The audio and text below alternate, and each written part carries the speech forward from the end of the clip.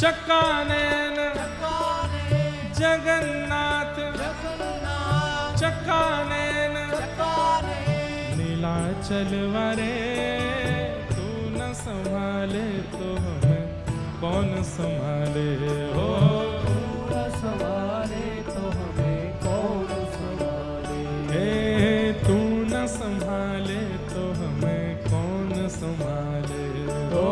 तू न संभाले तो हमें कौन संभाले। मेरे प्रभु जगन्नाथ चक्कानैन जगन्नाथ चक्कानैन नीलाचल वारे तू न संभाले तो हमें कौन संभाले हो।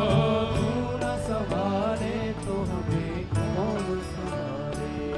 देखो जितनी संख्या में आप बैठे हो उस हिसाब से आवाज नहीं आ रही है हमको। अरे कम से कम ऐसा उद्घोष तो करो कि महाप्रभु हिल जाएं पुरी में बैठे बैठे। बोले कहीं मेरे वैष्णव बुला रहे हैं, कहीं मेरे सब भक्त मेरा स्मरण कर रहे हैं। भाव से ऊंचे स्वर में गाओ। मेरे प्रभु जगन्नाथ चक्कानैन जगन्नाथ चक्कानैन नीलाचल वारे तू न संभाले तो हमें कौन संभाले हो।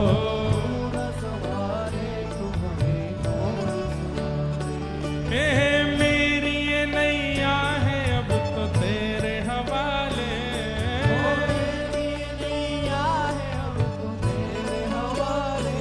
ओ मेरी ये नैया है अब तो तेरे हवाले।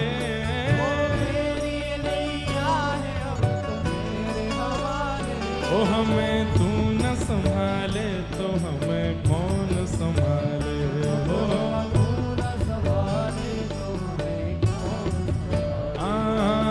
तू न संभाले तो हमें कौन संभाले हो। मेरे प्रभु जगन्नाथ चक्कानैन जगन्नाथ चक्कानैन नीलाचल वारे तू न संभाले तो हमें कौन संभाले हो।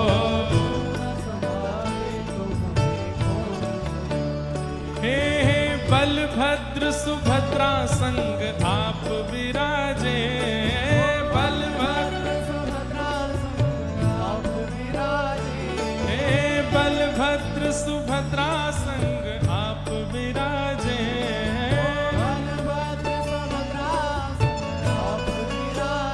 हे मंदिर के ऊपर नील चक्र विराजे हो। मंदिर के ऊपर नील मंदिर के ऊपर नील चक्र विराजे हो। मेरे प्रभु आगे वाले नहीं पीछे वाले कुर्सी वाले सोफा वाले सब गाओ। मेरे प्रभु जगन्नाथ जगन्नाथ चक्कानैन चक्कानैन नीलाचल वारे तू न संभाले तो हमें कौन संभाले हो।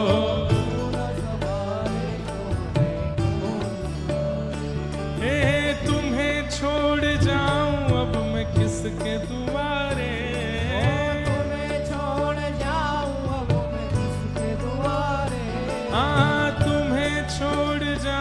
अब मैं किसके दुआरे।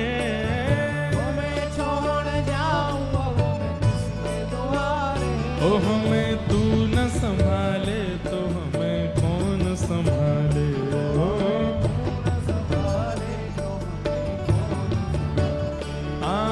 तू न संभाले तो हमें कौन संभाले हो। मेरे प्रभु जगन्नाथ चक्कानैन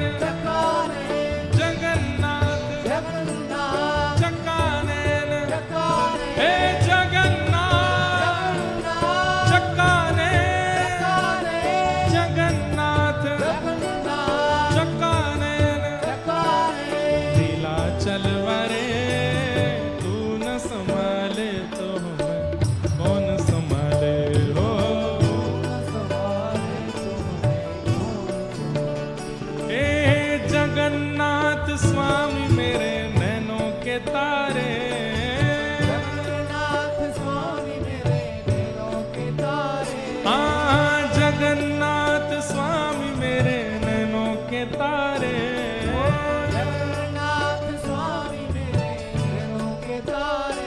ओ मेरे बिगड़े काज स्वामी आप संभाले हो,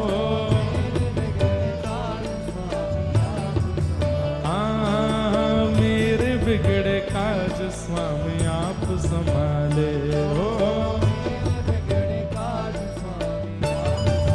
मेरे प्रभु जगन्नाथ चकानैन, जगन्नाथ चकानैन, नीलाचल वरे तू न संभाले तो हमें कौन संभाले हो,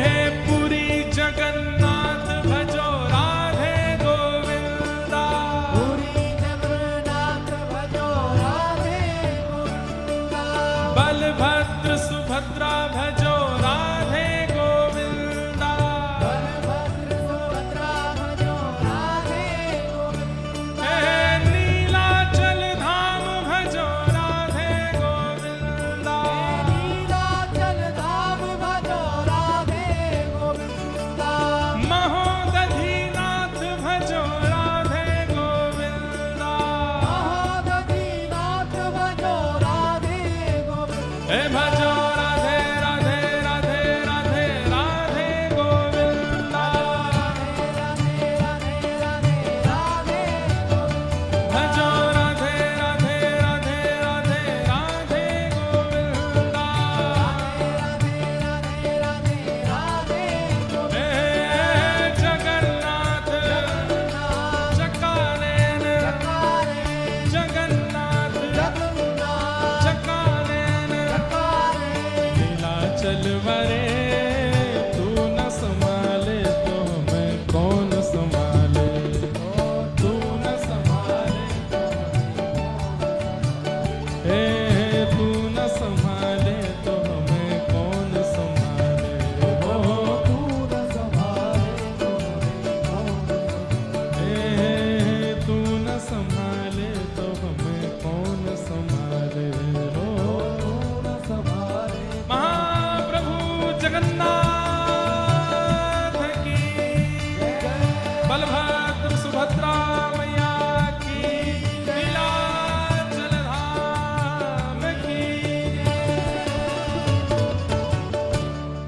तुम्हें छोड़ जाऊं अब मैं किसके दुआरे, तुम्हें छोड़ जाऊं अब मैं किसके दुआरे, हमें तू न संभाले तो हमें कौन संभाले हो, तू न संभाले तो हमें कौन संभाले, हे जगन्नाथ चकानैन, नीलाचल वारे तू न संभाले तो हमें कौन संभाले हो,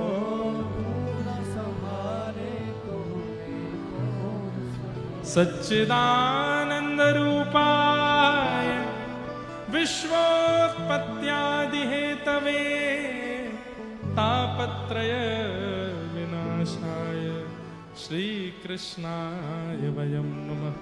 तो सत्य स्वरूप कौन है? बलभद्र जी। वैसे ये तीनों रूप तीनों ही हैं, सत्य भी तीनों है, चैतन्य भी तीनों है, आनंद भी तीनों है, लेकिन एक भाव रूप में सत्य स्वरूप श्री बलभद्र जी, चैतन्य स्वरूप श्री सुभद्रा जी और आनंद घन श्री जगन्नाथ। सच्चिदानंद रूपाय तीनों करते क्या है? बोलो विश्वोत्पत्त्यादि हेतवे, विश्व की उत्पत्ति करना, पालन करना और संहार करना, ये तीनों का काम है। तापत्रय विनाशाय, तीन प्रकार के तापों का जो नाश करते हैं, आदि दैविक, आदि भौतिक, आध्यात्मिक। श्री कृष्णाय वयं नमः। ऐसे श्री कृष्ण को हम बारंबार प्रणाम करते हैं, नमन करते हैं, वंदन करते हैं। यम प्रव्रजन्तमनुपेतमपेत कृत्यम द्वैपायनो विरह कातरया जुहाव पुत्रेति तन्मयतया तर्वोऽभिनेदुः तम सर्वभूत हृदय मुनिमानतोस्मि। श्री सुखदेव जी महाराज की। श्री सुखदेव जी को वंदन किया। 88,000 सौनकादि ऋषि नैमिषारण्य क्षेत्र में सूत जी महाराज से प्रश्न करते हैं कि भगवान, इस भयावह कलिकाल में भगवत प्राप्ति का श्रेष्ठ से श्रेष्ठ और पवित्र से पवित्र साधन क्या है, कृपा कर हमें बताओ। बहुत ध्यान से सुनेंगे सब लोग। सब लोग इधर देखो, इधर देखो, इधर देखो, ध्यान से सुनो। टीवी पर तब देखिएगा जब आपका रूप आवे उसमें। हाँ, जब तक आप नहीं दिखाए जाओ तब तक हमको ही देखो। कलयुग में भगवत प्राप्ति का श्रेष्ठ से श्रेष्ठ श्रेयसाम यद भवेत् श्रेय पावनानां च पावनम कृष्ण प्राप्तिकरं सस्व साधनम तद्वदाधुना। बंधुओं देखो, हम पाप मुक्त कैसे हों, हम पवित्र कैसे हों, हम शुद्ध कैसे हों, हमारे पूर्व के किए कृत्यों से हम निवृत्त कैसे हों, इसकी योजनाएं तो सब सुनते रहते हैं और सब करते भी रहते हैं। लेकिन भगवत प्राप्ति कैसे हो, महाप्रभु जगन्नाथ हमें मिले कैसे, इसकी योजना में बहुत कम लोग होते हैं। इसकी योजना में बहुत कम लोग। लेकिन वास्तविकता यही है कि पाप मुक्त होना कल्याण नहीं है। मृत्यु से पहले भगवत अनुभव कर लेना, यही मानव का कल्याण है। बहुत धनवान होना कल्याण नहीं है। यदि बहुत धनवान होना कल्याण होता तो शायद सबसे बड़ा कल्याणकारी और सबसे बड़ा कल्याणवंत पुरुष रावण है। विद्वान होना कल्याण नहीं है, उसमें भी रावण का ही नाम आ जाएगा, बहुत विद्वान था। यश वैभव कीर्ति प्राप्त करना कल्याण नहीं है। प्रभु श्री राम को इतने लोग नहीं जान रहे थे त्रेता में जितना रावण को जानते थे। हिरण्यकश्यप को तीनों लोग जानते थे, नृसिंह भगवान को कोई नहीं जान रहा था। तो यश वैभव कीर्ति प्राप्त करना भी कल्याण नहीं है। सुयोग पुत्र होना, सुयोग पुत्री होना, उनके योग्य विवाह हो जाना, ये सब कल्याण नहीं है। लेकिन दुर्भाग्य की बात, हम यहां सुनकर के बातें तो बड़ी बड़ी कर रहे हैं, पर बाहर जाके हम भी यही कल्याण चाहते हैं। हमारा उद्देश्य भी यही बन चुका है कि धनवान होंगे तो ही हमारा कल्याण है, योग्य पुत्र पुत्री होंगे तो ही हमारा कल्याण है, हमारा यश होगा, कीर्ति होगा, वैभव होगा तो ही हमारा कल्याण है। यहां बैठ करके तो बड़ी बड़ी बातें होती ही हैं, लेकिन वास्तविकता में यह कल्याण नहीं। कल्याण क्या है? भले ही योग्य कुल में जन्म हुआ हो, लेकिन इस पृथ्वी से प्रस्थान करने से पूर्व भगवत अनुभव हो गया हो, भगवत साक्षात्कार हो गया हो, तभी हमारा कल्याण है। उसी में ही हमारा कल्याण है। भक्तिमती मीराबाई, राजवंश की रानी, आधी रात महल तज चल दी, रहा न मनवा बस का, गिरधर की दीवानी मीरा, नाम छूटा अपयश का, और ठाकुर जी को प्राप्त कर ले। ये कल्याण है। अश्रेष्ठ कुल में जन्मा, साल बेग, अहे नील शैण प्रवण मतावरण, प्रवण मतावरण, मुआरत नलनी बनकुकर दलन, अहे नील शैण। कहे साल बेग हीन जाति रे मुजवण, कहे साल बेग हीन जाति रे मुयवण, श्रीरंगा चरण तले करू अच्छी अपन अहेनी। मैं ये पद गाता हूं, मेरे पूरे रोंगटे खड़े हो जाते हैं। श्री अंग के, अरे हम ब्राह्मण कुल में जन्मे हैं, आप वैश्य कुल में जन्मे हो, आप क्षत्रिय कुल में जन्मे हो, आप हिंदू धर्म में जन्मे हो, लेकिन क्या फायदा? एक यवन कुल में जन्मा बालक साल्वेग महाप्रभु जगन्नाथ जी के रथ को रोक देता है। हाँ? यही जन्म स्थान यही है। कितना दूर है यहां से? 2 किलोमीटर। मतलब साल्वेग का जन्म स्थान यही है, पास में ही है। वाह, जाऊंगा मैं दर्शन करने, अगर कोई स्थान होगा वहां तो। उनकी समाधि तो है ठाकुर जी की रथ यात्रा क्षेत्र में। इसे कहते कल्याण। ब्राह्मण छोड़िए, क्षत्रिय छोड़िए, वैश्य छोड़िए, हिंदू धर्म में नहीं है। एक यवन कुल में जन्म लिए साल्वेग, कोई संस्कार नहीं, सुसंस्कार नहीं, वहां पर त्रिकाल संध्या नहीं होती है, उनके घर में 2 समय के दीप नहीं जलाए जाते हैं। साल्वेग के घर में गीता, रामायण, भागवत, महाभारत आदि का पाठ नहीं होता है। केवल मां, क्योंकि मां ब्राह्मणी थी उनकी, मां समय समय पर महाप्रभु जगन्नाथ जी की लीला सुनाती है और उसका प्रभाव ऐसा, अपनी छत पर खड़े होकर के साल्वेग स्तुति गाते हैं और कोसों दूर महाप्रभु जगन्नाथ जी का रथ रुक जाता है। राजा और सब पंडा पुजारी चरणों में प्रणाम करते हैं, महाप्रभु क्या अपराध हुआ? बोले मेरा एक भक्त मुझे पुकार रहा है, जब तक वो मेरे सामने नहीं आएगा मेरा रथ आगे नहीं बढ़ेगा। उसको बुलाओ, उसको लेके आओ। पालकी लेकर के राजा गए हैं और साल्वेग की मां सहित उनको लेकर के जब जगन्नाथपुरी पहुंचे, जैसे ही साल्वेग सन्मुख आया है, अरे कहना तो ऐसा चाहिए कि साल्वेग महाप्रभु जी का दर्शन कर रहे हैं, लेकिन उल्टा हो रहा है, साल्वेग का दर्शन महाप्रभु जी कर रहे हैं। और साल्वेग को देखते ही महाप्रभु जी का रथ बिना खींचे आगे बढ़ने लगा, मानो जैसे वो नहीं तड़प रहा है उनसे मिलने के लिए, महाप्रभु जी तड़प रहे हैं उससे मिलने के लिए। एक बात याद रखना बंधुओं, और ये बिल्कुल सत्य है, इसमें कोई बनावटी बात नहीं है। यदि कोई कृष्ण विरह में, महाप्रभु जी के विरह में, धाम के विरह में, जगन्नाथ जी के विरह में रो रहा है, व्याकुल हो रहा है, इसका मतलब वो व्याकुल नहीं है, ठाकुर भी व्याकुल हैं उससे मिलने के लिए। आप नहीं रो सकते उनकी याद में, वे जब आपसे मिलने को व्याकुल होते हैं तभी आप रोते हो। ये कल्याण है कि ऐसे कुल में जन्मा साल्वेग महाप्रभु जी की प्राप्ति कर लेता। हम यहां पर इतने बड़े बड़े बातें बनाते हैं, क्या अनुभव किया ठाकुर जी का आज तक? कुछ भी नहीं। ये कल्याण है ना। कल्याण तो, कल्याण की परिभाषा यही है, धन कमाया, यश कमाया, ऐश्वर्य कमाया, संपत्ति कमाई, सब कुछ कमाया और सब करके निकल गए दुनिया से, ये कल्याण नहीं है। भूल जाएगी दुनिया आपको।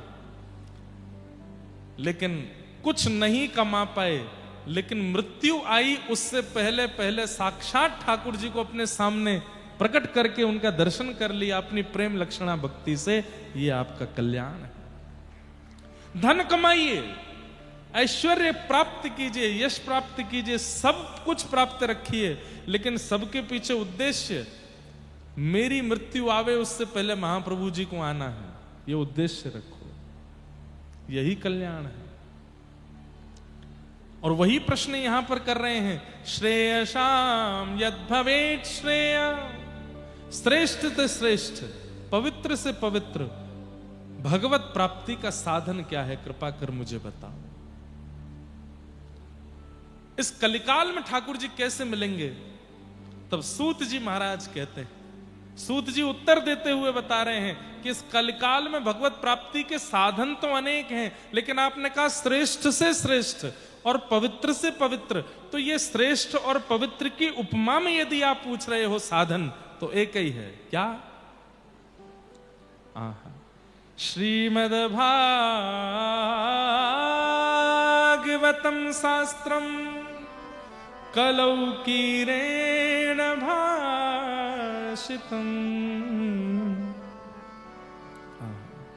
कालव्याल मुखग्रास त्रास नरणास तवे श्रीमद्भागवतम शास्त्रम।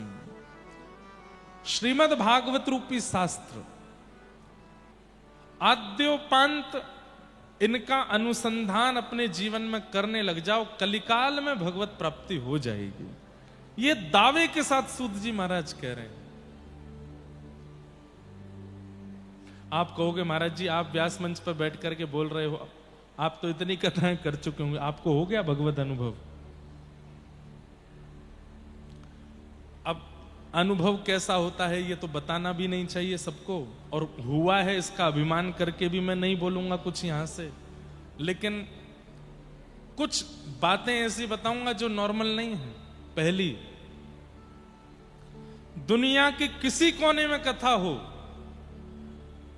महाप्रभु जगन्नाथ जी का किसी भक्त के द्वारा प्रसाद आ ही जाता है कथा में, ये अनुभव नहीं है तो क्या है?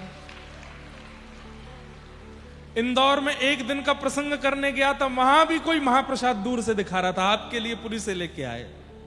उससे पहले कथा चल रही थी वृंदावन धाम में, वहां पर तो कितने महाप्रसाद लेके महाप्रभु जी के आए। और केवल महाप्रसाद नहीं आता है, कोई नाथ द्वारा से प्रसाद लेके आता है, कोई महाप्रभु जी का महाप्रसाद लेके आता है, कोई तिरुपति बालाजी का लड्डू लेके, हर कथा में होता है ऐसा। एक की बात नहीं कर रहा हूं मैं वृंदावन वासी हूं।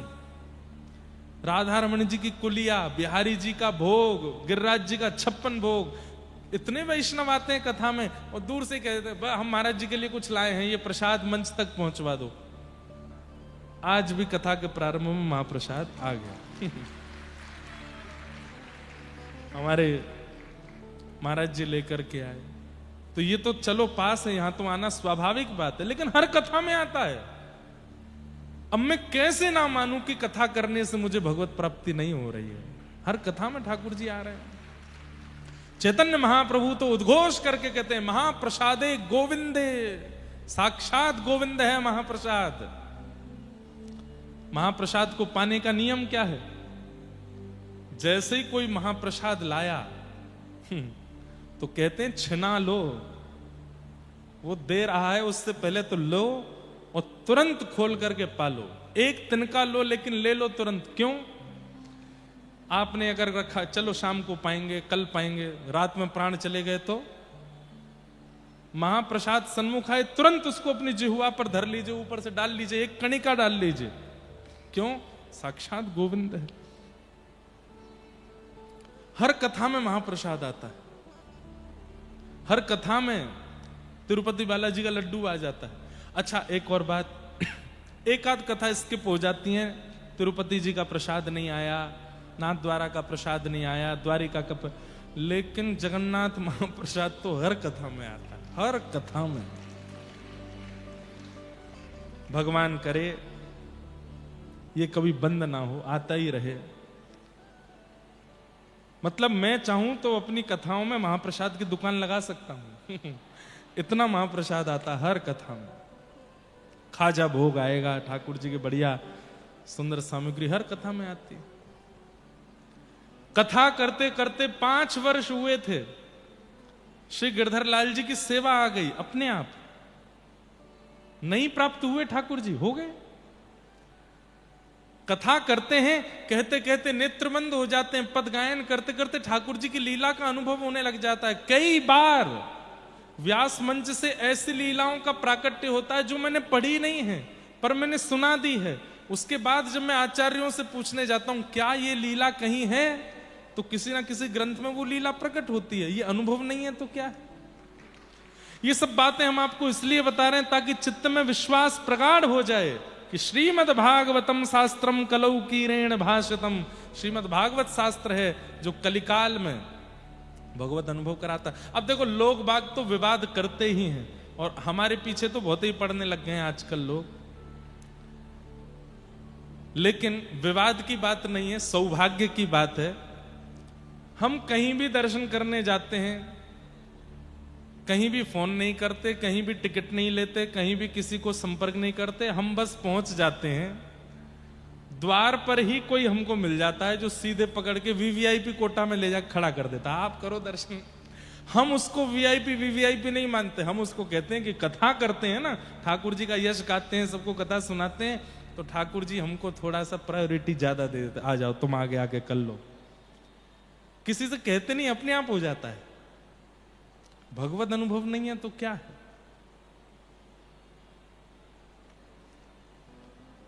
ये छोटे छोटे अनुभव, ये तो वो हैं जो मैं बता सकता हूं। बहुत अनुभव होते हैं ऐसे।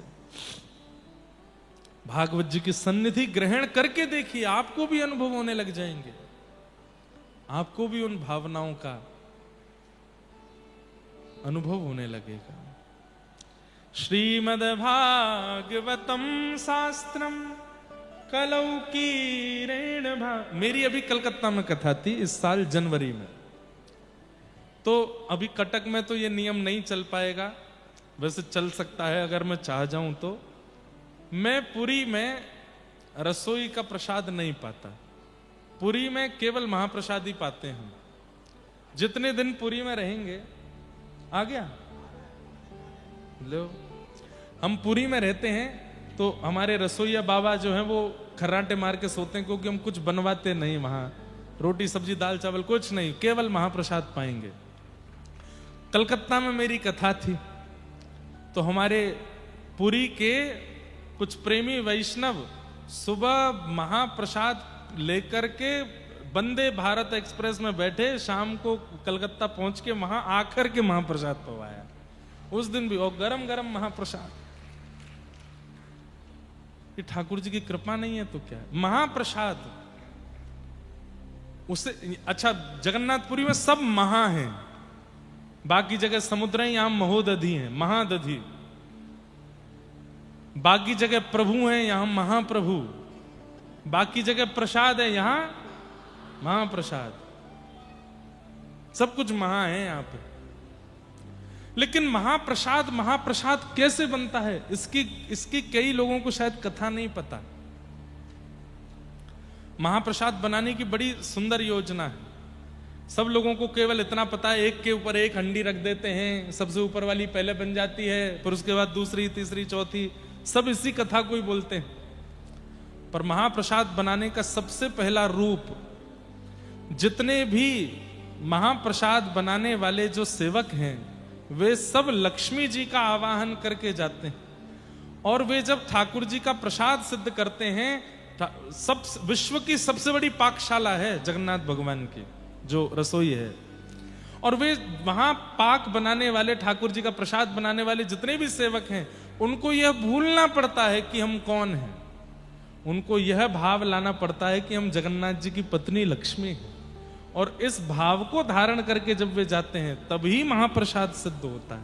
पहली बात, एक के भी मन में यह भाव आ गया कि मैं पंडा हूं, मैं पुजारी हूं, मैं पाकशाली हूं, या मैं कुछ और हूं, या मेरा रमेश नाम है, मेरा दिनेश नाम है, मैं ऐसा हूं, मैं वैसा हूं, महाप्रसाद में कोई कमी रह जाएगी, या फिर वो महाप्रसाद ठाकुर जी तक नहीं पहुंचेगा।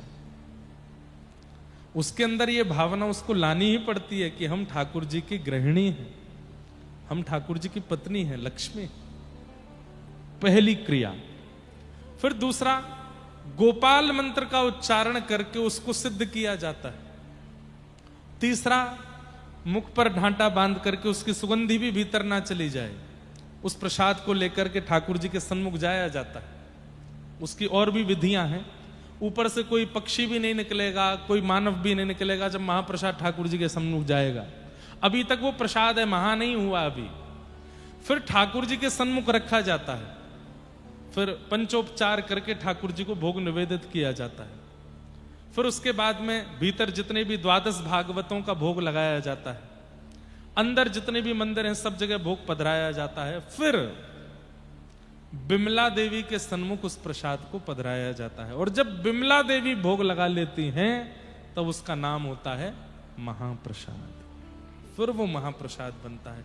इसकी एक कणिका भी यदि पाली जाए तो उसका कितना कितना गुना फल। अब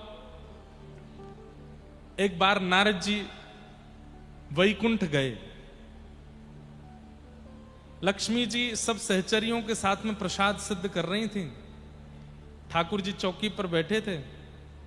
तो नारद जी बोले, मैं बस कीर्तन करता रहता हूं, कथा गाता रहता हूं, मेरी भी इच्छा होती है कि मैं भी आप लोगों की तरह ठाकुर जी की सेवा में रहूं।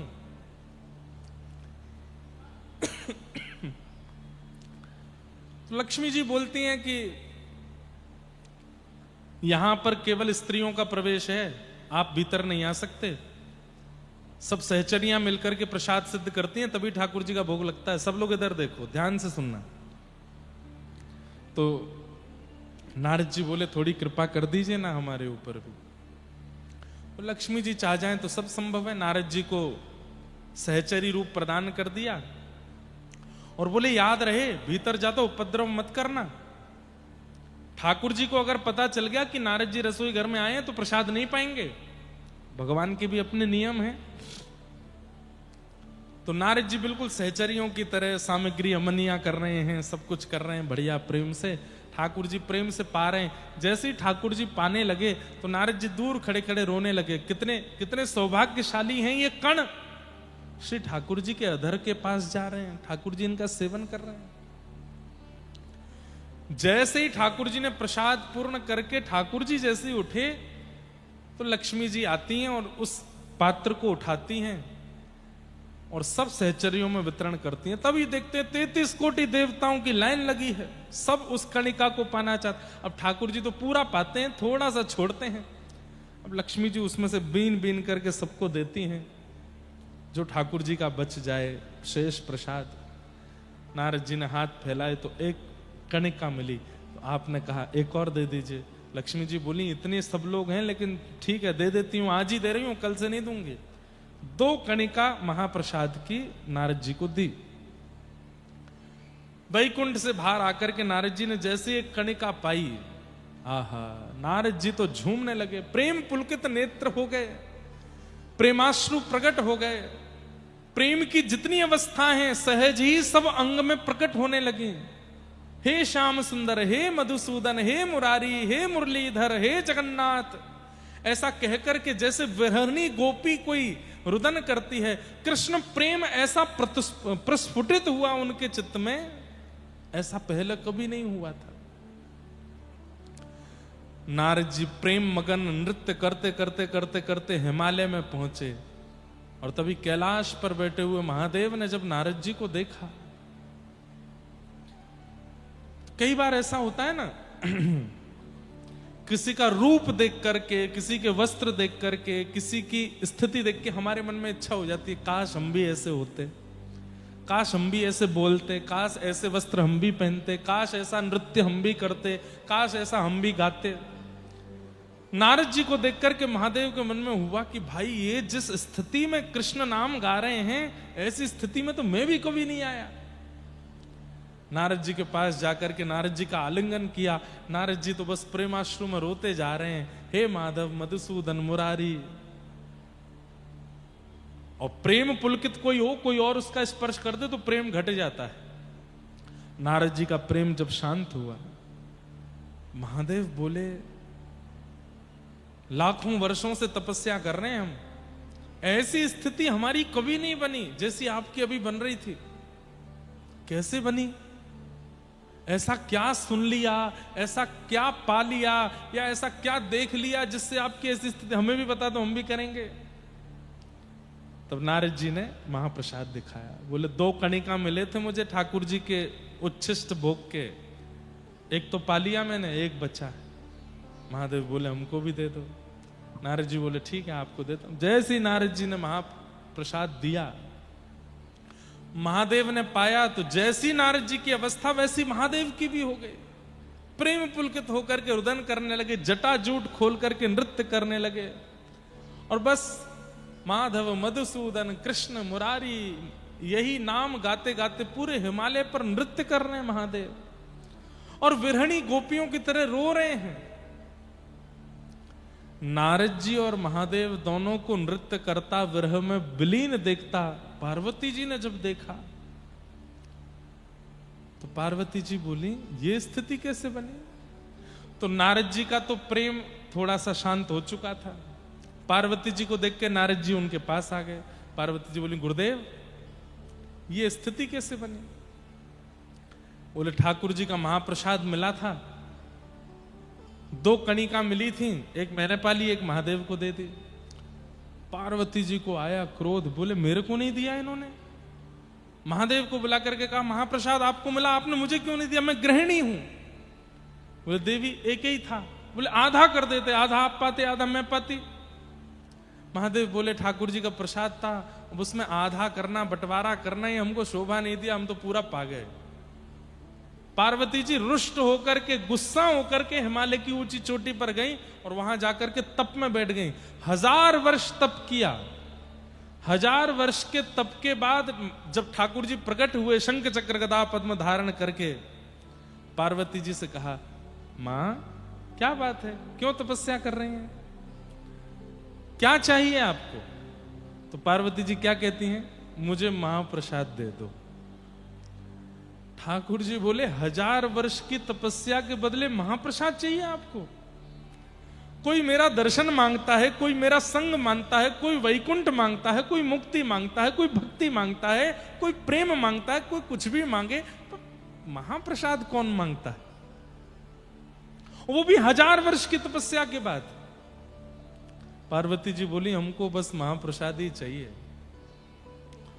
बोले मां आपकी तपस्या के बदले यदि मैं एक बार महाप्रसाद दूंगा तो मुझे संतुष्टि नहीं होगी, इसलिए अभी तो मैं थोड़ा महाप्रसाद देता हूं अपना, लेकिन मैं वचन देता हूं कलिकाल में जब महाप्रभु जगन्नाथ के रूप में मैं नीलाचल धाम में विराजूंगा तब आप विमला देवी के रूप में वहां विराजना और मेरा नित्य प्रसाद आप पाएंगी। जब तक आपको प्रसाद नहीं पधराया जाएगा तब तक वो महाप्रसाद बनेगा ही नहीं, नित्य आपको प्रसाद मिलेगा। दूर खड़े नारद जी और शंकर जी बोले हम पे भी कर दो ने कृपा। बोले आपको भी इनके आगे हाथ पसारने पड़ेंगे तभी मिलेगा। तब से विमला देवी को नित्य महाप्रसाद का ठाकुर जी का भोग लगता है। ऐसे जगन्नाथपुरी के हमारे श्री जगन्नाथ प्रभु और उनका महाप्रसाद आप सब तो यहाँ के निवासी हैं, सब जानते ही होंगे। हम तो बहुत ध्यान रखते हैं महाप्रसाद पाने में, ऊपर बैठ के नहीं पाना, नीचे बैठ के पाना है, किसी के साथ भी पा सकते हैं, एक कणिका भी छोड़ने नहीं है। और एक और नियम है, महाप्रसाद पाने के बाद हाथ नहीं धोने। आप कहोगे तो ऐसे ही घूमे, उसका भाव तो ऐसा है कि जब महाप्रसाद पालें उसके बाद में उस हस्तकमल को आप ऐसे ही रखो, थोड़ी देर में जब वो सूख जाएगा तो उसको ऐसे चूरा करके जो उसका थोड़ा बचे उसको भी पालो, और उसके बाद शेष जो है उसको पूरा ऐसे लगा लो अपने अंग पर। जब एक एक कणिका पूरे अंग पर लग जाए, एक भी कण ना बचे, तब हाथ धो सकते, नहीं तो हाथ भी नहीं धोने चाहिए। बड़े नियम है महाप्रसाद के। तो ये सब महाप्रसाद की कृपा, और इस महाप्रसाद की कृपा हम पर हर कथा में होती है। हर कथा में महाप्रसाद प्राप्त होता है। किन की कृपा से? भागवत जी की कृपा से। श्रीमद् भागवतम शास्त्रम कलौ कीरेण भाषितम। ऐसी भागवत जी। लेकिन ये भागवत की कथा सबको सुनने के लिए प्राप्त नहीं होती। जन्मांतरे भवेत् पुण्यम तदा भागवतम लभेत्। एतस्माद् परम किंचित मनः शुद्ध्यै न विद्यते जन्मांतरे भवेत् पुण्यम तदा भागवतम लभेत्। अब इसका अर्थ क्या है? यहां कह रहे हैं कि अनेक जन्मों के पुण्य जब इकट्ठे होते हैं तब कथा सुनने के लिए प्राप्त होती है। तो इसका मतलब क्या समझें कि आप सब लोग बहुत जन्मों के पुण्य करके बैठे हो तभी कथा मिली है ना। यहां पर हजारों लोग बैठे हैं, पर हजारों को कथा मिलेगी ये नहीं है। आप में से गिनती के 10, 15, 20, 100 लोग ही होंगे जो 7 दिन में इस कथा को ग्रहण कर पाएंगे। नहीं तो कोई फोन में व्यस्त हो गया, कोई सो गया कथा में आकर के, किसी का मन कहीं और लगा है, कोई कुछ काम में, किसी काम में, किसी भाव में। यहां आकर के सप्ताह कथा को ग्रहण वही कर पाएगा जिसके अनेक जन्मों के पुण्य होंगे। आप लोगों का कथा में मन लगे इसलिए यह बात नहीं कह रहा हूं मैं। आप कितना भी मन लगाने का प्रयास कर लो, फोन बंद करके बैठ जाओ, मेरुदंड सीधा करके बैठ जाओ, आंखें पलक खोल करके बैठ जाओ, कान खोल के बैठ जाओ, एकांत में बैठ जाओ, किसी से बात नहीं करेंगे, ऐसे बैठ जाओ, लेकिन यदि आपके ऊपर भागवत जी को कृपा नहीं करनी तो समझ में आएगी ही नहीं।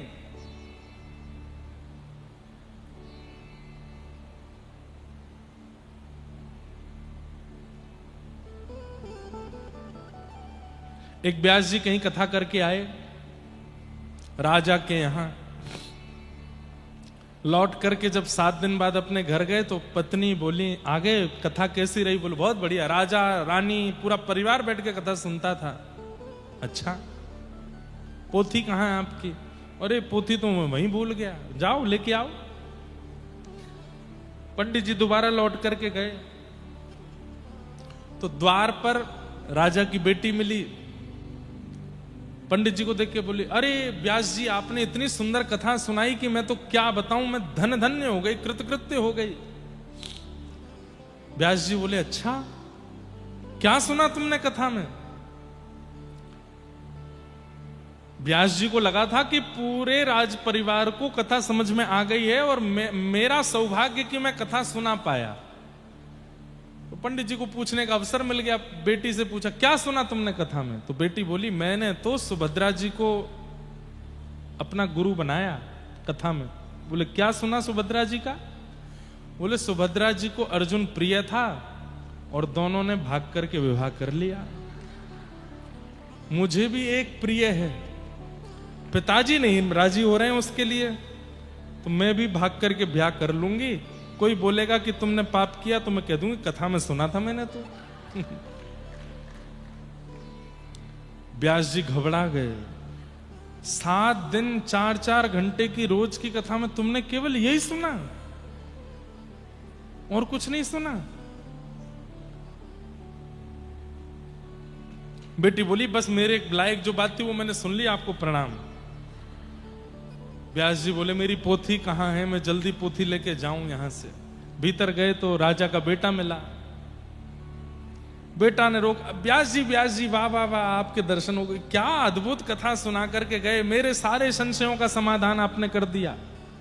व्यास जी बोले, भाई बेटी तो बहुत खतरनाक सुन के गई कथा, तुमने कुछ अच्छा सुना होगा। तुमने क्या सुना? बोले, मैंने तो आपकी कथा में कंस को अपना गुरु बनाया। व्यास जी बोले, कंस से सीखने वाला क्या था?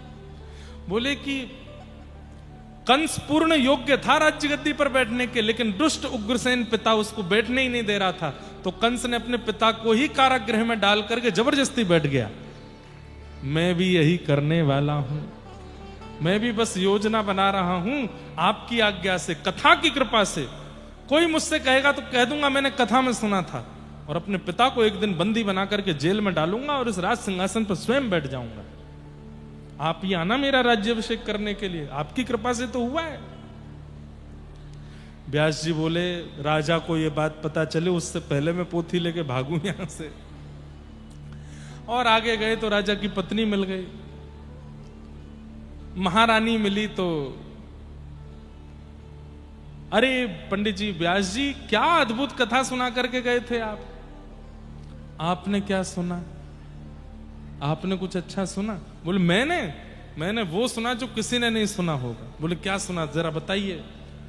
मैंने तो द्रौपदी को अपना गुरु माना। क्यों?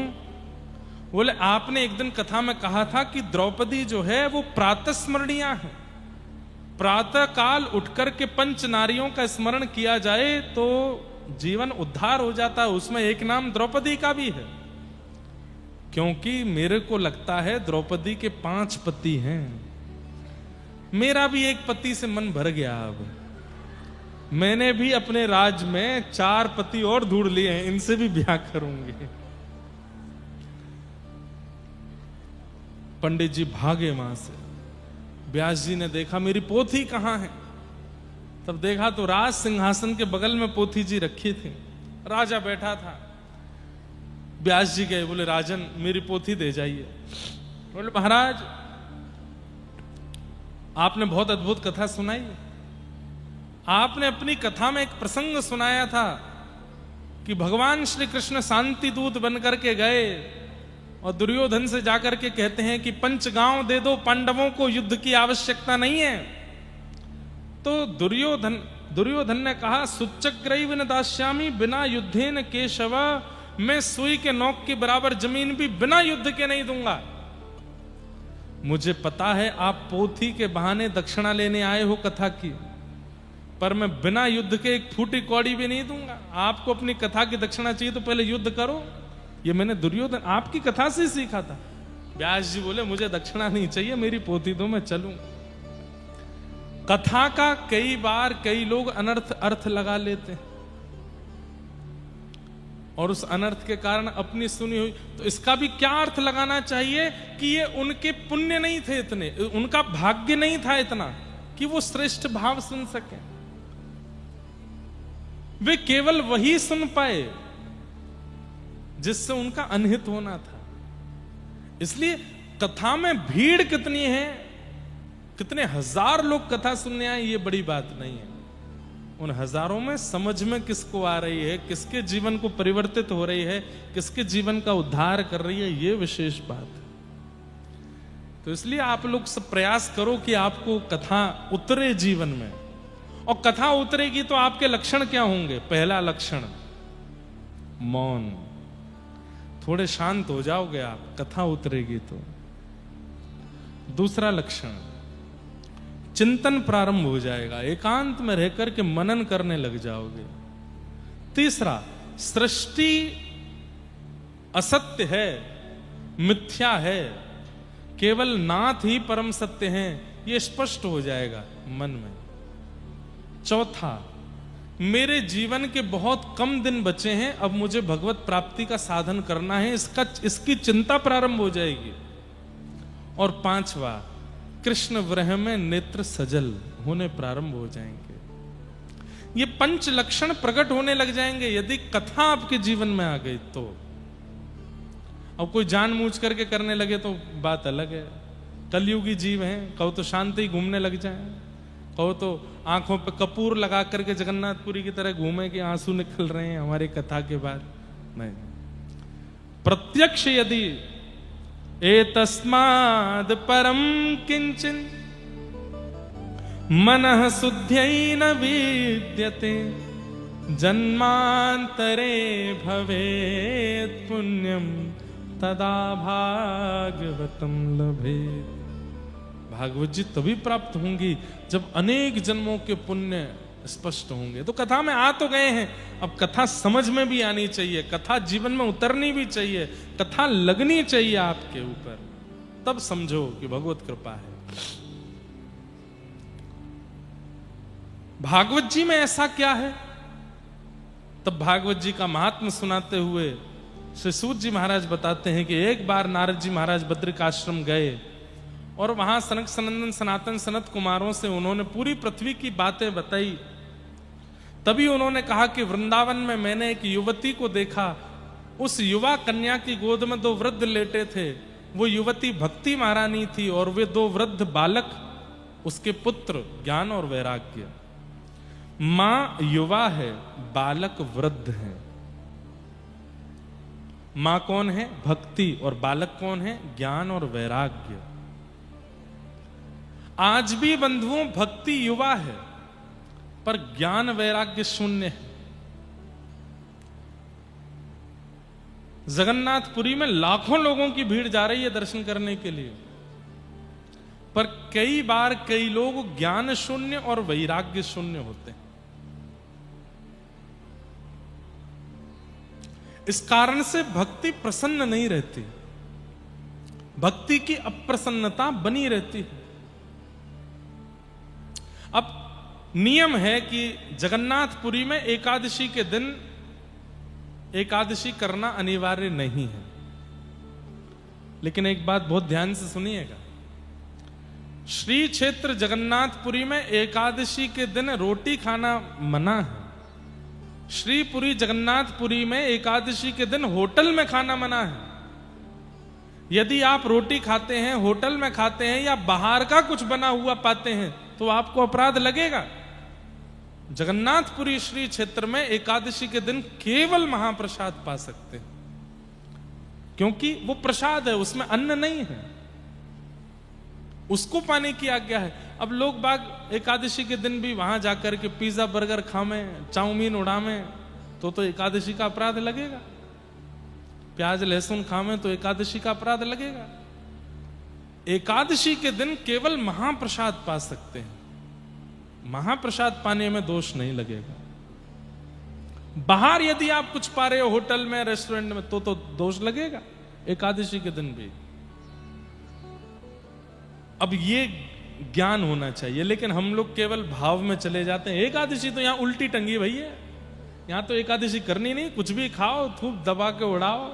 नहीं, महाप्रसाद पाओ। और कितना पाओ? बोले आकंठ पाओ, जितने में गला भर जाए उससे ज्यादा पाओ। एकादशी के दिन दुगना पाना चाहिए, पर महाप्रसाद। अब ये ज्ञान है, ऐसे सूक्ष्म ज्ञान, ऐसे सूक्ष्म वैराग्यवंत भाव हमारे जीवन में होने चाहिए, तभी भक्ति प्रसन्न रह सकती है। नहीं तो भक्ति होते हुए भी हम अप्रसन्न ही रहेंगे। अरे तिलक लगाने के बाद, कंठी पहनने के बाद, भगवान नाम गाने के बाद भी हम रो क्यों रहे हैं? संसार के विषाद में हम पीड़ित क्यों हो रहे हैं? क्योंकि हमारे चित्त में जो भक्ति है वो प्रसन्न नहीं है, अप्रसन्न है। और उसकी प्रसन्नता कैसे होगी? सूक्ष्म ज्ञान, सूक्ष्म वैराग्य हमारे चित्त में होना चाहिए।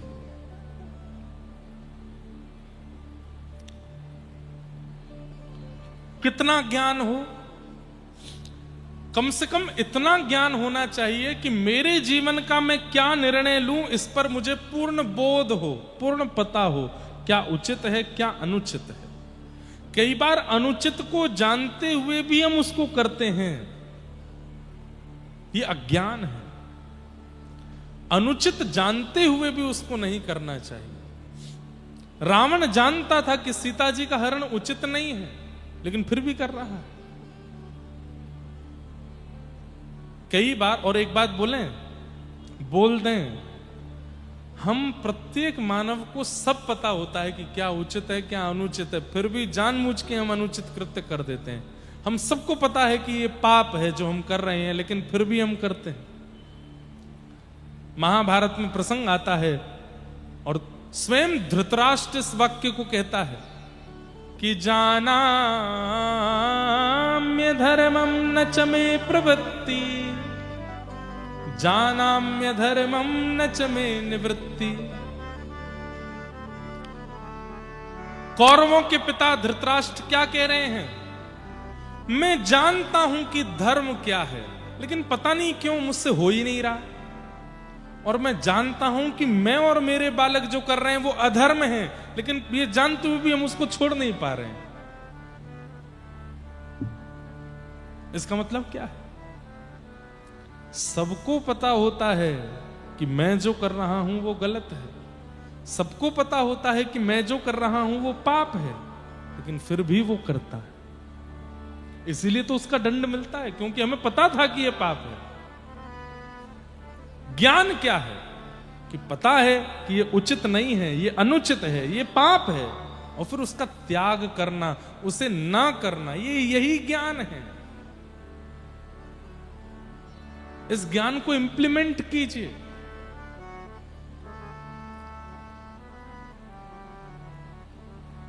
और वैराग्य क्या है?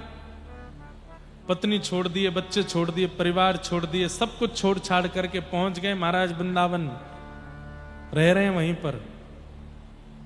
ये वैराग्य नहीं है। वैराग्य का मतलब सबके बीच रहते हुए भी किसी में राग ना होना, किसी में आसक्ति ना होना, ये वैराग्य है। वस्तु का त्याग कर देना वैराग्य की उचित स्थिति नहीं है। वस्तु के संग रहते हुए भी वस्तु का रंग अपने ऊपर ना चढ़ने देना, यह वैराग्य है।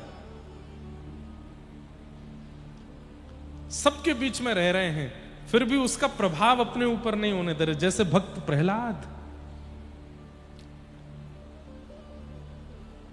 राक्षस कुल में रहते हैं,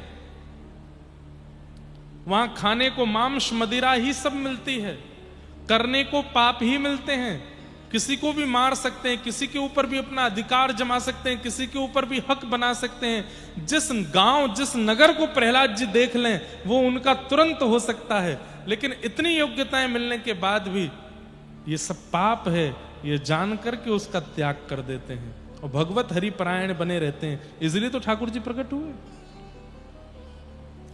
एक पिक्चर आई थी बहुत साल पहले, हमने बचपन में देखी थी। उसमें एक दिन का सीएम बनता है एक व्यक्ति, भारत के नहीं अपितु पूरे विश्व के हर नागरिक को यदि ये सौभाग्य मिले कि वो एक दिन का सीएम बने, मान लो मैं और आप ही अगर बन जाएं, चलो एक दिन का तुमको सीएम बना रहे, पीएम बना रहे, करो क्या करो। तो याद रखना सुबह 6 बजे से लेके 12 बजे तक हम देश उत्थान के काम करेंगे। गली बनवा दो, रोड बनवा दो, गंदगी हटवा दो, माताएं बहनों की सुरक्षा बढ़वा दो, बच्चों का ये काम करवा दो। और जैसे ही पता चलेगा ना कि अब सीएम पदवी के केवल 10 घंटे बचे हैं, सीएम वाला विमान मंगवा दो, एक बार गोवा दिखवा दो, ये वाला भोजन करवा दो, उस वाले होटल में घुमा लाओ। जब पता चल जाए ना कि हम पर इतनी पावर आ गई है तो हम भी कहीं ना कहीं भोगने के प्रति इच्छा रख लेंगे। ये वैराग्य नहीं है। वैराग्य का मतलब तो समस्त योग्यताएं प्राप्त होने के बाद भी उन योग्यताओं का दुष्कर्म ना करना, दुष्परिणाम में उसका प्रयोग ना करना, ये वैराग्य है।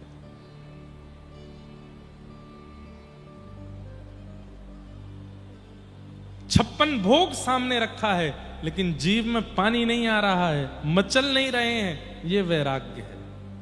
असंख्य सुंदरी नारियां, असंख्य सुंदर पुरुष चारों तरफ से आपको घेर रहे हैं, लेकिन फिर भी आपका मन उनकी तरफ विचलित नहीं हो रहा है, ये वैराग्य है। चारों तरफ से धन की वर्षा आपके ऊपर हो रही है, लेकिन उसके बाद भी आपका मन विचलित नहीं हो रहा है, काम वासनाओं के प्रति नहीं भाग रहा है, ये वैराग्य है। राजा अम्बरीश, एक हमारे अंदर भ्रांति आ गई है कि भगवान गरीब करने के बाद, सब कुछ छुड़वाने के बाद ही मिलते हैं। नहीं, कई बार ठाकुर जी सब कुछ देने के बाद देखते हैं कि तुम स्थिर रह पाओगे कि नहीं, लेकिन हम सब कुछ लुट जाने के बाद ही स्थिर रहते हैं। इसलिए अधिकतर भक्तों के चरित्र में सब लुट गया, छिन गया, तभी ठाकुर जी मिले। पर कई भक्त ऐसे भी हैं जिनके पास सब कुछ था तब ठाकुर जी मिले। राजा अम्बरीश, अब कितनी सूक्ष्म बात है कि महाराज अम्बरीश ठाकुर जी की सेवा की प्रत्येक क्रिया अपने हाथों से करते हैं। सब लोग ध्यान से सुनिए। पोशाक स्वयं बनाते हैं, माला स्वयं बुनते हैं। महाराज अम्बरीश एक छत्र सम्राट हैं पृथ्वी के, वो जहां दृष्टि घुमा देते हैं, कई बार सूर्य को भी उसी दिशा में जाना पड़ता है। ऐसे महाराज अम्बरीश ठाकुर जी की पोशाक अपने हाथ से बनाते हैं, माला अपने हाथ से बनाते हैं, भोजन अपने हाथ से बनाते हैं, ठाकुर जी के मंदिर के झाड़ू पोंछा बर्तन सब अपने हाथ से करते हैं। पूरे राज्य की सेवा करने के लिए असंख्य सेवक हैं, लेकिन अपने ठाकुर की सेवा करने के लिए पत्नी को भी अंदर नहीं आने देते। ना, मैं करूंगा। एक दिन ठाकुर जी की प्रसादी सिद्ध कर रहे थे, तो रोटी बनाते बनाते महाराज अम्बरीश के मन में आया, कहीं ऐसा तो नहीं कि कोई सेवा मुझसे रह गई हो। अब सोचिए कितनी सूक्ष्म बात। रोटी बनाते बनाते महाराज अम्बरीश के मन में आया, ये आटा कहां पिसता है? आटा होता मेरे ही खेत में, मैं ही करता हूं, लेकिन ये पिसने के लिए कहीं बाहर जाता है। अरे ये सेवा तो कोई और कर रहा है, मेरे ठाकुर की इस सेवा को कोई और कैसे कर सकता है? तो आटा पीसने की चक्की मंगाई। राजवंश के लोग पागल कह देते थे कई बार, तो बोले कि महाराज हमारे कैसे, बताओ चक्की मंगवा रहे हैं, चक्की से आटा पीसेंगे? अरे महाराज ये सब काम तो हम करेंगे। नहीं नहीं, चक्की मंगवाओ। चक्की मंगवा करके लगाई और 24 घंटे में मुश्किल से 1.5-2 घंटा ही था जिसमें सोना, खाना, पीना, स्नान करना, ये सब बाकी के समय ठाकुर जी की सेवा में ही रहते थे। और आधा घंटा कम हो गया। क्यों? अब आटा गेहूं डालते हैं, चक्की पीसते हैं। ये सेवा भी मैं करूंगा। चक्की पीस रहे थे महाराज अम्बरीश, भगवान शंख चक्र गदा पद्म लेकर के प्रकट हो गए सन्मुख। बोले वाह महाराज अम्बरीश, ये इतनी सूक्ष्म सेवा, इसको तो कोई भी कर सकता है, इसको आप क्यों कर रहे हो? बोले मेरा अधिकार है। आपकी एक सेवा का भी अधिकार मैं किसी और को क्यों दूं? आप मेरे लिए हो तो मैं सब सेवा करूंगा, मेरा सौभाग्य। ऐसे महाराज अम्बरीश। कौन कह सकता है कि वो एक छत्र सम्राट पूरी पृथ्वी के हैं? सम्राट होते हुए भी सब त्याग रखा है। जय जी। श्री जगन्नाथ महाप्रभु की। इसे कहते हैं वैराग्य। सारी योग्यताएं मिल जाने के बाद भी किसी योग्यता के प्रति राग ना हो। और जरूरी नहीं समस्त योग्यताएं मिले तो ही हम उसके प्रति राग ना करें। अरे जो मिला है उसके प्रति भी कभी अभिमान नहीं। पूज्य गुरुदेव भगवान पूज्य पिताजी अपनी कथा में गाते हैं, जो मिला है वह हमेशा पास रह सकता नहीं, कब बिछुड़ जाए ये कोई राज कह सकता नहीं। जिंदगानी का खिला मधुबन किसी का है दिया, मैं नहीं मेरा नहीं, यह तन किसी का है दिया। मैं नहीं मेरा नहीं, यह तन किसी का। इस पर राग क्यों? वैराग्यवंत होकर के रहिए। कितनी भी मान मिल जाए, कितनी भी प्रतिष्ठा मिल जाए, कितना भी यश मिल जाए, कितना भी धन मिल जाए, कितनी भी संपत्ति, कितना भी योग्यताएं प्राप्त हो जाएं, पर उन योग्यताओं का कभी अभिमान मत करना। जिस वेश में, जिस देश में, परवेश में रहो, राधा रमण, राधा रमण, राधा रमण कहो। जिस रंग में, जिस ढंग में, जिस संग में रहो, राधा रमण, राधा रमण, राधा रमण को। जिस हाल में, जिस चाल में, जिस काल में रहो, राधा रमण, राधा रमण, राधा रमण। और जिस योग में, जिस भोग में, संयोग में रहो, राधा रमण, राधा रमण, राधा। वैराग्य की असली परिभाषा क्या? कि हर परिस्थिति में आप नाथ का स्मरण नहीं छोड़ते तो आप ही वैरागी हो। लेकिन घर छोड़ दिया, परिवार छोड़ दिया, पत्नी छोड़ दी, बच्चे छोड़ दिए और सब त्याग करके बने महात्मा और जाके ठाकुर जी को ही भूल गए, तो क्या बात का वैराग्य? सबके बीच रहते हुए भी ठाकुर जी की स्मृति चित्त से ना जावे, वो वैराग्य है। और ये भक्ति के दो पुत्र हैं, ज्ञान और वैराग्य। इनको जीवन में लाओ। आप डॉक्टर हो, इंजीनियर हो, कुछ भी हो, भगवत स्मृति कभी त्याग मत करो, सदा उनके स्मरण में रहो। भक्ति के पुत्र ज्ञान वैराग्य वृद्ध हो गए थे। इनकी युवावस्था के लिए नारद जी महाराज ने सनत कुमारों से आज्ञा ली। सनत कुमारों ने कहा एक ही उपाय है। बोले क्या? ज्ञान यज्ञ करो। बोले ज्ञान यज्ञ क्या है? भागवत की कथा। भागवत की कथा सुनने से ज्ञान और वैराग्य दोनों पुष्ट होते हैं। तब भागवत की कथा हुई, ज्ञान वैराग्य भक्ति महारानी के साथ पुष्ट हुए। इस प्रकार भागवत जी का प्रथम महात्म्य सुनाया गया। द्वितीय महात्म्य में गोकर्ण की कथा, जिसे गोकर्ण गीता भी कहते हैं। एक आत्मदेव नाम के ब्राह्मण थे, उनके कोई संतान नहीं थी। बंधुओं एक बात बोले, ठाकुर जी जो देते हैं उसमें प्रसन्न रहना चाहिए। जो मिला है वो पर्याप्त है। उससे अधिक की कामना यदि आप कर रहे हो तो ये समझ लीजिए कि ठाकुर जी आपको कष्ट कम देना चाहते हैं, आप और कष्ट चाहते हो कि आवे, इसलिए उससे ज्यादा याचना कर रहे हो। कईयों के पुत्र नहीं है, ठीक है, ठाकुर जी ने कृपा करके कहा है कि कोई बात नहीं। अब जगन्नाथपुरी की भी तो यही लीला है। इंद्रद्युम्न और गुंडीचा राजा रानी है, दोनों की सेवा से ठाकुर जी प्रसन्न होकर के महाप्रभु जगन्नाथ कहते हैं वरदान मांगो। पति पत्नी सामने बैठे हैं और महाप्रभु जगन्नाथ कहते हैं वरदान मांगो। तब गुंडीचा महारानी मन में स्मरण करते हुए कहती हैं हमारे संतान नहीं है, एक पुत्र हो जाए। और उसी समय इंद्रद्युम्न राजा अपने मन में सोच रहे हैं कि कहीं ऐसा ना हो कि मेरे वंश में आगे चल करके मान करके अभिमान करके कोई महाप्रभु जी की सेवा में विक्षेप करे, इसलिए मुझे संतान की कामना नहीं है। हे नाथ, मेरा वंश आगे ना बढ़े। महाप्रभु जी जोर से हंसने लगे। तो गुंडीचा महारानी बोली जय जय, हंस क्यों रहे हो? इंद्रद्युम्न राजा बोले प्रभु आप हंस क्यों रहे हैं?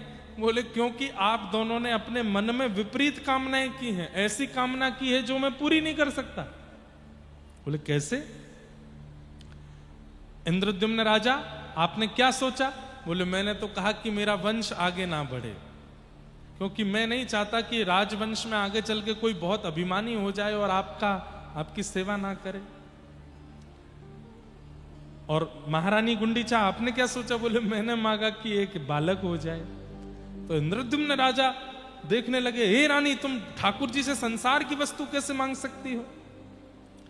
बोले अब तो मांग लिया, आप क्या करें? महाप्रभु जगन्नाथ बोले अब ये दोनों की इच्छा पूरी कैसे हो? वंश भी ना बढ़े और बालक भी मिल जाए। तब महाप्रभु जगन्नाथ प्रसन्न होकर के कहते हैं इस वरदान को हम इस भाव से पूर्ण करेंगे कि साल भर तो हम परब्रह्म बन करके श्री मंदिर में बैठेंगे, लेकिन साल भर में एक बार रथ आरूढ़ होकर के हम गुंडीचा आएंगे और मैया के साथ अपने पुत्र धर्म का निर्वहन करेंगे। आपके पुत्र बन के, आपके लाला बन के आएंगे हम। मैया अब मैं ही आपका लाला हूं और आपसे मिलने के लिए मैं गुंडीचा आया करूंगा रथ में बैठ के। ठाकुर जी कुछ दें तो पर्याप्त है, कुछ ना दें तो बहुत ज्यादा पर्याप्त है। संतुष्टि मानिए। ये तो वही बार हो गया कि आपके सिर पर मैंने एक परात रख दी, उस परात में मैंने 1 ईंट रखी, 2 ईंट और रख दी, 4 ईंट और रख दी, 5 ईंट और रख दी, 10-15 ईंट रख दी। अब आप इतने भारी हो गए, अब उसके बाद आप याचना कर रहे हो कि महाराज जी 10-15 ईंट और रख दो। आपको क्या कहा जाएगा? मूर्ख है। इतनी ईंट रखी है, इतना भार सिर पर, उसके बाद 10-5 ईंट और मांग रहा है। अरे जितने ठाकुर जी ने भार दिया उसी को ही ढो लीजिए, उससे ज्यादा की कामना मत कीजिए। पुत्र नहीं मिला तो भी भगवत कृपा, पुत्री नहीं मिली तो भी भगवत कृपा, संतान नहीं मिली तो भी भगवत कृपा, ब्याह नहीं हुआ तो भी भगवत कृपा। प्रयास तो खूब किया लेकिन कोई राजी नहीं हुआ तो भी भगवत कृपा। धन मिल गया तो भी भगवत कृपा, नहीं मिला तो भी भगवत कृपा, घर बन गया तो भी भगवत कृपा, नहीं बना तो और ज्यादा कृपा। हर परिस्थिति को प्रसाद मानिए और प्रसाद मान करके जी लीजिए। कभी भी ठाकुर जी के पीछे मत पड़िए कि आपने ये नहीं दिया, ये तो देना ही पड़ेगा, ये तो देना ही पड़ेगा। नहीं, क्योंकि जिद करके जिसने भी मांगा वो वस्तु मिल तो गई पर वो नाशकारी हुई है। इसलिए जो मिल जाए उसमें आनंदित रहिए और जो ना मिले उसके लिए प्रसन्न रहिए। आत्मदेव ब्राह्मण आत्महत्या करने जा रहा था। क्यों? क्योंकि घर में संतान नहीं है। बिना संतान के जीवन व्यर्थ है। आत्महत्या करने की भावना से जब जा रहे थे तब एक महात्मा ने मिलकर के उनसे कहा कि तुम आत्महत्या मत करो, ये फल मैं देता हूं, अपनी पत्नी को खिला देना, तुम्हारे घर में एक पुत्र का जन्म होगा। पत्नी को लाकर के फल दे दिया। पत्नी उनकी धुंधुली, उसने भी फल नहीं खाया। उसने कहा फल खाने से बालक थोड़ी होते हैं, और यदि इस फल में इतनी सामर्थ्य है तो हमारी घर की गैया भी बांझ है, इनको खिला देती हूं, देखती हूं बालक होगा कि नहीं। गाय को फल खिलाया। कुछ महीनों बाद गाय के गर्भ से गोकर्ण महाराज का जन्म हुआ। श्री गोकर्ण महाराज की। जिनका शरीर मानवों जैसा है, कान गैया जैसे हैं, वो गोकर्ण जी महाराज, उनका जन्म हुआ। पत्नी अपने सहेली के बालक को गोद लेकर के घर आ गई, उसका नाम धुंधुकारी रखा। दोनों बालक धीरे धीरे बड़े हुए। गोकर्ण पंडित ज्ञानी, धुंधुकारी महादुष्ट हुआ। इतना दुष्ट कि जीवित अवस्था में घर को नरक बना दिया उस धुंधुकारी ने। पापाचार, दुराचार, मदिरा पान, वैश्यागमन सब करता था। और हद तो तब हुई जब माता पिता को मारने लगा, माता पिता पर हाथ उठाने लगा। एक दिन मां ने कुआं में कूद के प्राण त्याग दिए और आत्मदेव ब्राह्मण ने घर छोड़ दिया। बोले इससे अच्छा तो हम बिना संतान के थे। मतलब समझा दिया ठाकुर जी ने कि भाई तुम्हारे यहां संतान ना होने में ही तुम्हारी भलाई थी, और संतान आती देखो घर नरक बन गया, पत्नी ने आत्महत्या कर ली। इसलिए प्रकृति जो दे दे उसको स्वीकार करो, जो न देवे उसके लिए भागो मत।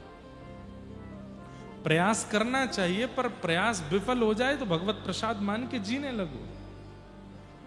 नहीं तो जिद करोगे, टोना टोटका कर रहे हैं, कभी किसी पेड़ पे कुछ बांध रहे हैं, कभी कहीं पे कोई कपड़ा बांध रहे हैं, कहीं पे कुछ कर रहे हैं, हमारे घर में ये हो जाए, ये हो जाए, ये हो जाए, ये नहीं हो रहा है, ये काम बन जाए।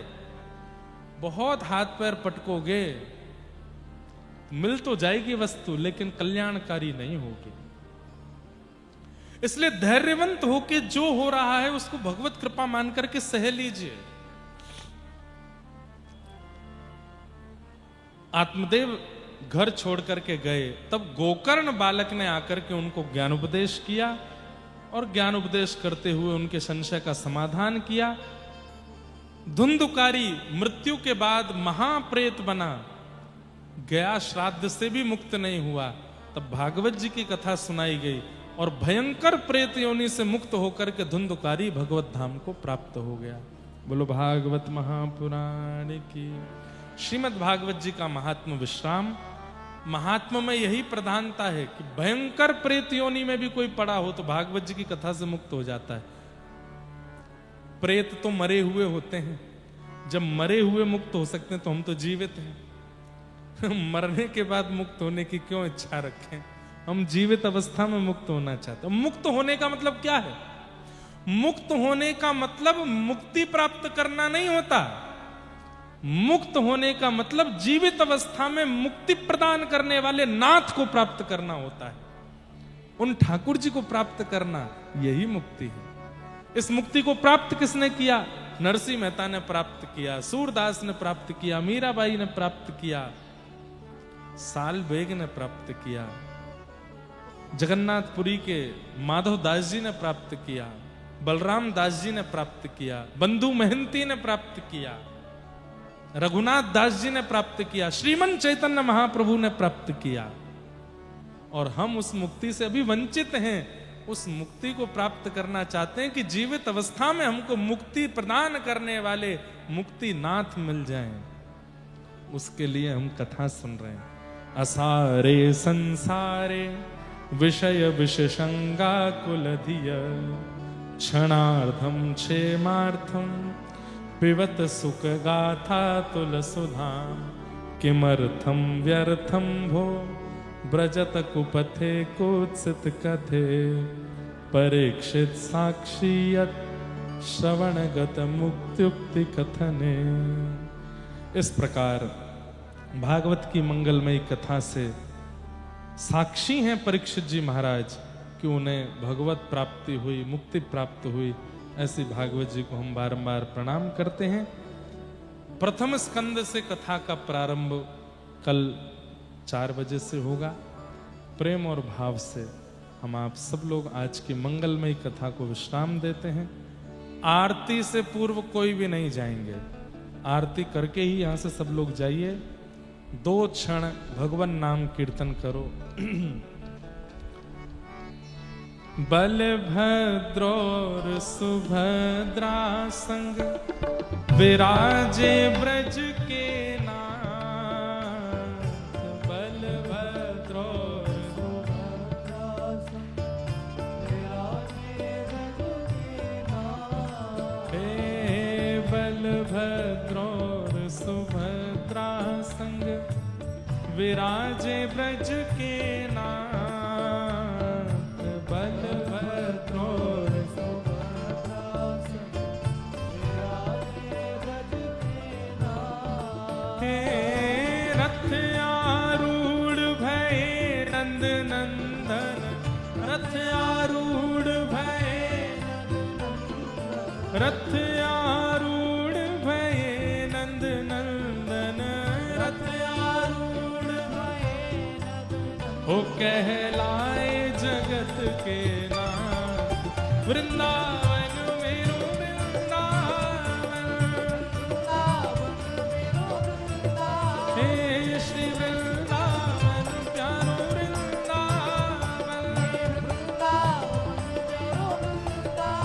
रथ आरूढ़ भये नंद नंदन, रथ आरूढ़ भये नंद नंदन। कहलाए जगत के नाथ, वृंदावन मेरो वृंदावन।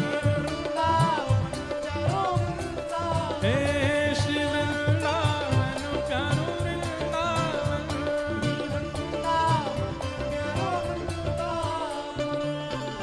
हे बिहरत निस दिन कुंज गलन में, व्रज जन मन सुख धाम। बिहरत निस दिन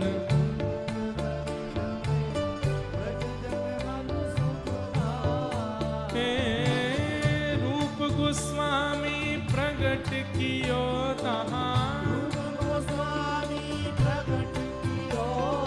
रूप गोस्वामी प्रगट कियो जहाँ। राधा गोविंद रूप निधान। वृंदावन मेरो वृंदावन, हे श्री वृंदावन प्यारो वृंदावन। हे नाथ नाथ नाथ मेरे नाथ जगन्नाथ। हे नाथ नाथ नाथ मेरे नाथ जगन्नाथ। हे नाथ नाथ नाथ मेरे नाथ जगन्नाथ। नाथ नाथ नाथ, हे नाथ नाथ नाथ मेरे नाथ जगन्नाथ। हे नाथ नाथ नाथ मेरे नाथ जगन्नाथ। हे नाथ नाथ नाथ मेरे नाथ जगन्नाथ। जय जय जगन्नाथ, जय जगन्नाथ।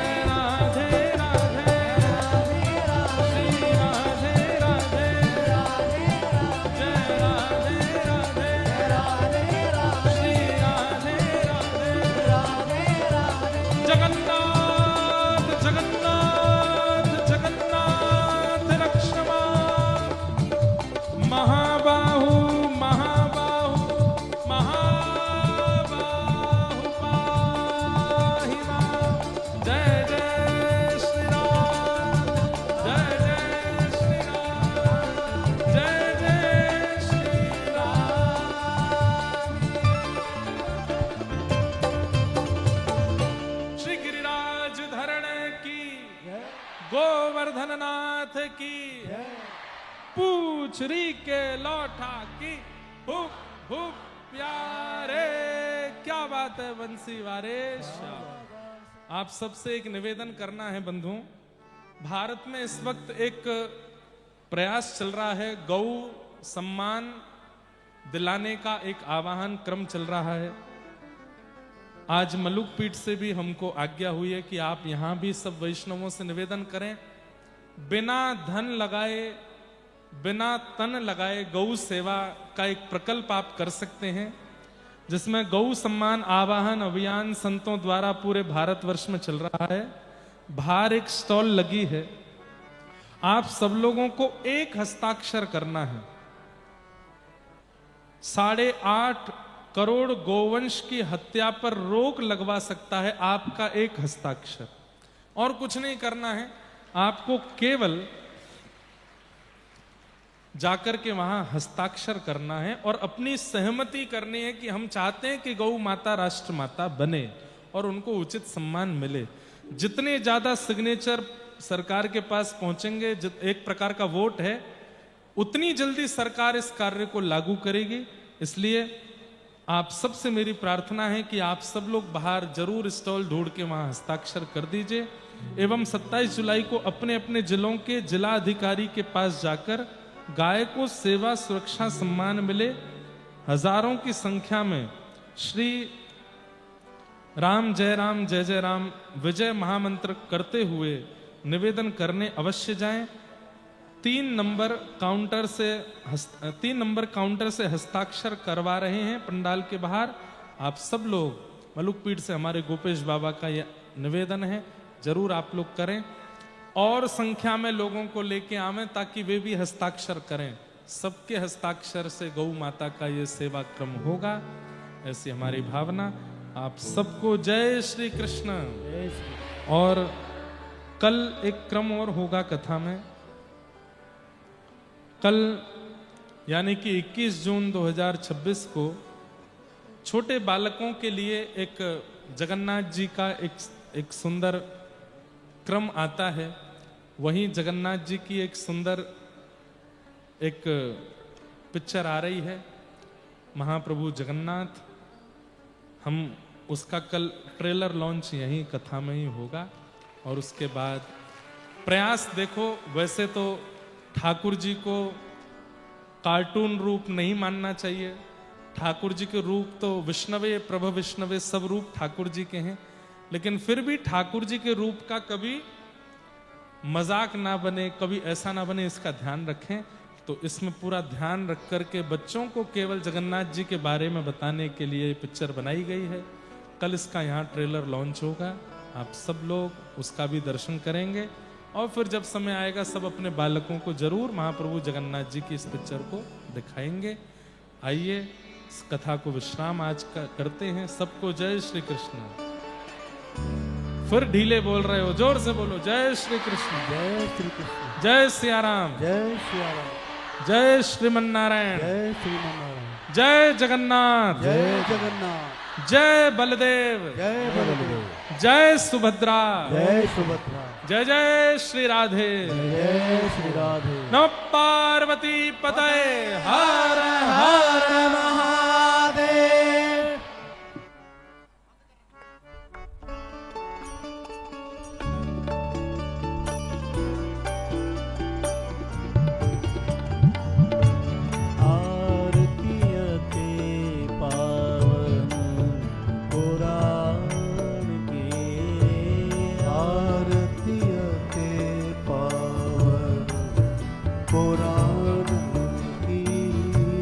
धर्म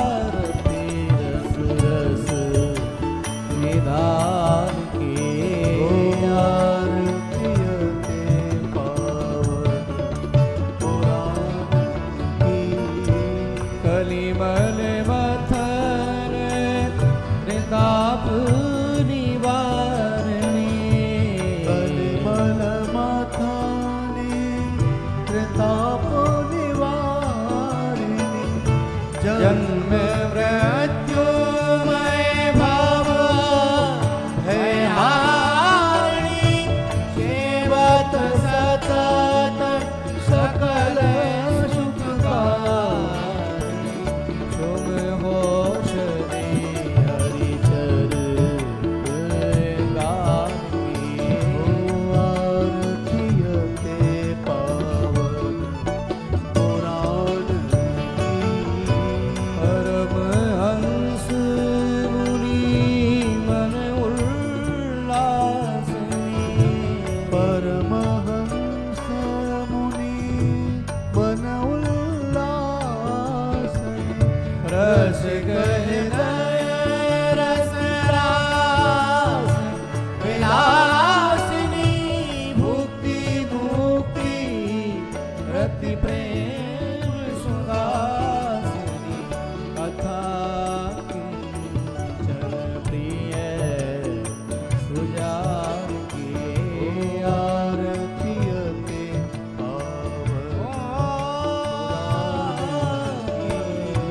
धर्म भक्ति विज्ञान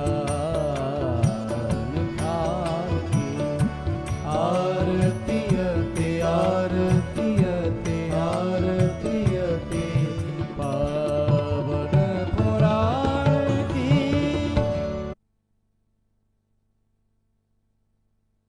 सचन्द यत्र पूर्वे साध्याः सन्ति देवाः ॐ नन्दनन्दनाय विद्महे यशोदानन्दनाय धीमहि तन्नः कृष्ण प्रचोदयात् ॐ वृषभानुजायै च विद्महे कृष्णप्रियायै च धीमहि तन्नो राधा प्रचोदयात् सेवन्तिका वकुलचम्बकपाटलाब्जै पुन्नागजातकरवीररसालपुष्पै बिल्वप्रवालतुलसीदलमञ्ज